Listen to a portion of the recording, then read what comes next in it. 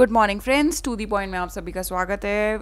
I hope आपकी studies अच्छी चल रही हों और इकनॉमी के कॉन्सेप्ट्स भी आपको अब कुछ समझ आने, कुछ हद तक आपको क्लियर होने लग गए होंगे। आज के टॉपिक की बात करें तो आज हम पढ़ेंगे रीस्ट्रक्चरिंग ऑफ लोन्स क्या होता है।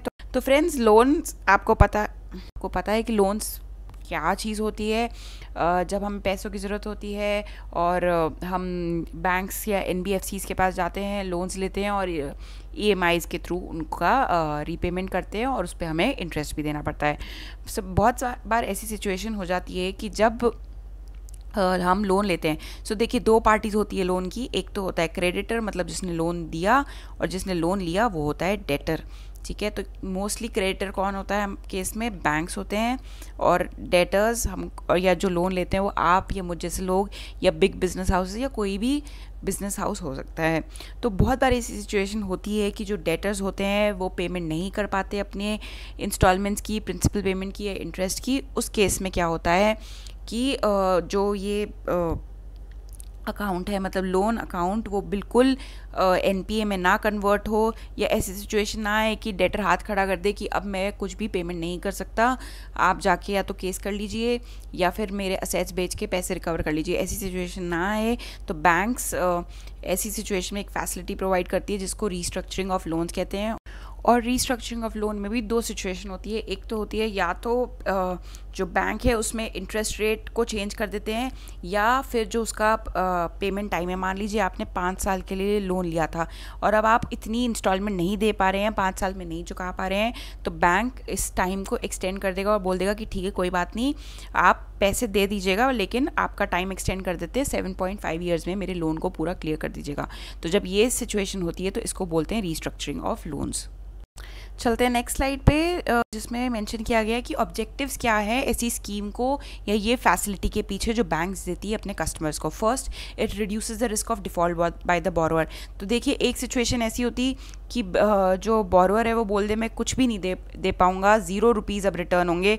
और अगर उस लोन अकाउंट में कुछ भी मॉडिफिकेशन करने से इसमें से कुछ भी पैसे रिकवर कर रहे हों तो क्या होगा, जो रिस्क ऑफ डिफ़ॉल्ट है वो कम हो जाएगा। क्यों? क्योंकि जहाँ पहले कुछ भी रिकवर नहीं हो रहा था लोन से, अब एटलीस्ट कुछ पैसे तो वापस आएंगे।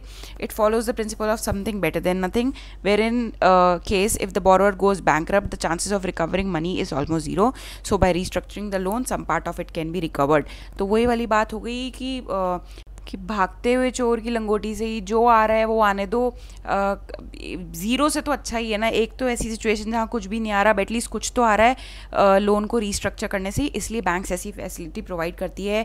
इंटरेस्ट रेट को कम कर देगी या टाइम पीरियड को बढ़ा देगी, सो दैट जो बोरोअर है वो एटलीस्ट कुछ तो पेमेंट वापस लौटाए बैंक्स को। It is a win win situation for the parties to the loan as it becomes convenient for the borrower to pay and at the same time helps the lender to recover the money without fail. दोनों के लिए win win situation है। कैसे? Borrower के लिए भी easy हो जाता है लोन को रीपे करना, जो उनके लिए किसी के लिए मुश्किल पड़ रहा था तभी तो वो लोन रीपे नहीं कर पा रहे, बट अगर बैंक रीस्ट्रक्चर कर दे लोन तो ये बैंक के लिए भी बहुत अच्छी सिचुएशन है और जो बोरोअर है उनके लिए भी बहुत अच्छी सिचुएशन है कि वो अब ईजिली और ईजी इंस्टॉलमेंट्स में लोन को वापस रीपे कर सकते हैं।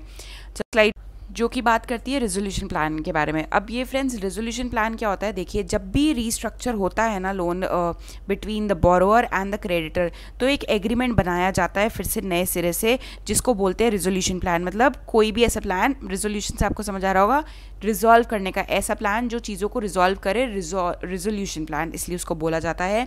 तो इस एग्रीमेंट में फिर से नई सिरे से डिटेल्स मेंशन करी जाती है, जैसे कि अमाउंट ऑफ लोन क्या है, पीरियड ऑफ रीपेमेंट, अगर इंटरेस्ट रेट चेंज कर दिया है या अब किस रेट से इंटरेस्ट दिया जाएगा, कितने टाइम में रीपेमेंट किया जाएगा, पार्टीज़ क्या है लोन की। और इसमें ये भी मेंशन होता है कि कल को अगर फिर से बोरोअर डिफ़ॉल्ट करता है और लोन की रिस्ट्रक्चरिंग के बाद भी ऐसी सिचुएशन अराइज होती है कि वो रीपे नहीं करते लोन को, तो क्या एक्शन लिया जाएगा बैंक द्वारा, उसको भी मेंशन किया जाता है रेजोल्यूशन प्लान में। तो ये एक काइंड ऑफ एग्रीमेंट होता है रिटन फॉर्म में between the borrower and the creditor.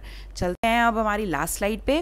अब इसको इंट्रोड्यूस करने के पीछे ऑब्जेक्टिव क्या था या ये इंट्रोड्यूस क्यों किया गया था? तो देखिए फ्रेंड्स, हमारा जो इकोनॉमी है ना 2015-16 से थोड़ा सा इसमें एनपीए का इशू तो उठ ही गया था।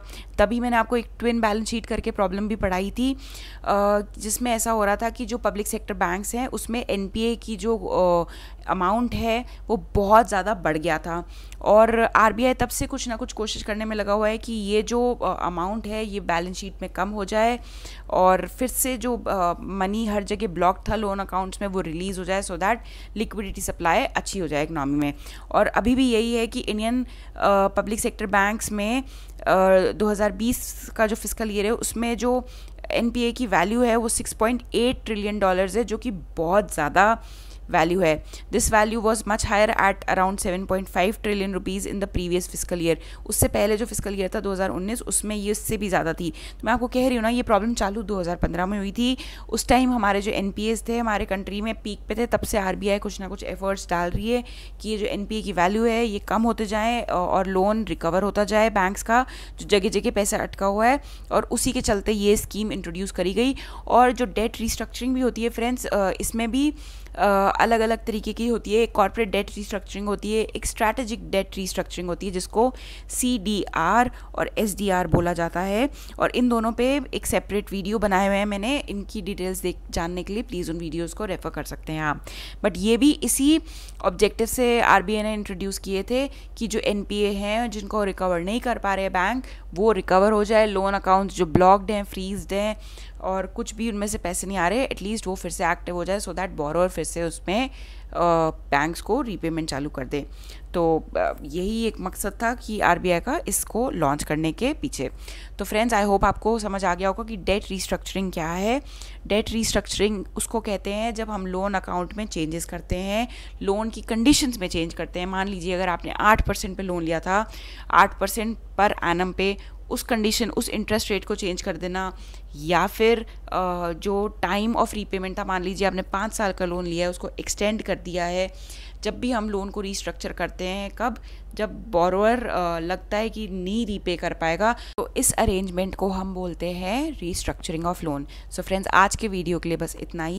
Thank you so much for your patience listening.